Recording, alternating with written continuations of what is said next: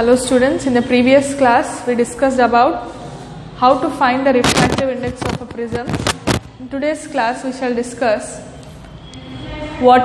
we have two more phenomena to be discussed. First one is dispersion of light, second one is scattering of light. Okay, in today's class we shall discuss about what is scattering. Okay, scattering means whenever atoms or molecules are exposed to light of certain frequency, certain suitable frequency, what happens is they absorb light and they emit the light in different directions with different intensities. This is called scattering of light. In the atmosphere, today we shall discuss why the sky is blue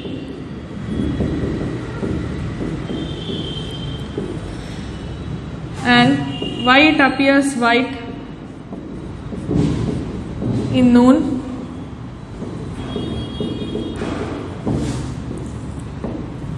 and why it appears red.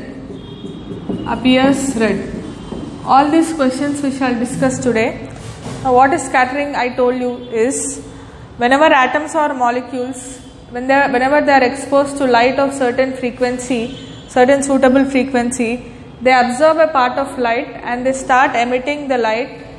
They emit a fraction of light in different directions with different intensities. This is called scattering of light. Now, intensity of light is nothing but the energy of the light present per unit area in the direction perpendicular to the energy of light per unit area in the direction perpendicular to the propagation of light. Here the intensities keep on changing as the light is being emitted. The light emits when the atom or molecule it starts vibrating and it starts emitting light of different intensities. That is what is scattering. Now what happens actually is, let us say this is the atom. Light of suitable frequency touches it, it starts vibrating and it starts emitting the light. The intensity of this emitted light will be maximum when the angle between the incident light ray and the emitted light ray is 90 degrees. This is called angle of scattering, and on whichever atom or molecule the light falls, light of certain wavelength and frequency falls, that is called scattering center or the targets. These are the targets. Okay, the target is called scattering center. Now, not all wavelengths of light fall on all different particles. Every particle, suppose if you have an atom of certain size, then it is suitable for wavelength of light ray of certain wavelength and frequency only. The size of the atom must be comparable to the size of the wave, that is the wavelength and the frequency. Not all wavelengths of light fall on all particles.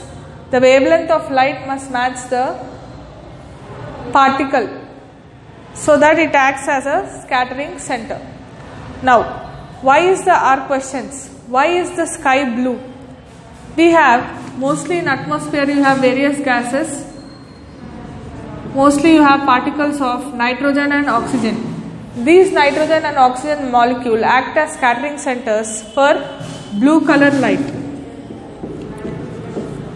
Since the blue color is scattered more, the sky appears to be blue. Now this intensity of blue color changes as you see the sky in different directions. If you are seeing perpendicular to the direction of the sun rays, the sky appears to be clear blue. As you change the angle in which you see the sky, the intensity of blue light also changes. So that is what is about. I told you why the sky appears blue in color. Because the molecules N2 and O2 are more in the atmosphere. These molecules, they act as scattering centers for blue color light. Hence the blue color light is scattered more. So that is why the sky appears to be blue in color. In the noon time, the sky appears to be white in color because the water vapor particles will be more in the atmosphere during noon time. So during noon time, what happens is it will be able to scatter lights of other frequencies as well. So all colors together appears to be white in color. Now why does the sky appear red in color? During morning and evening, let us say this is earth, morning it will be here, evening it will be over here. Now as the light rays reaches the surface of the earth, what happens is light of all different colors are scattered, but red light is not scattered. You don't find such big particles to scatter red light. So this unscattered red light makes the sky appear red during mornings and evenings. That is why the sky is red during mornings and evenings. Now to show that it is because of scattering the sky is blue, you have a small activity.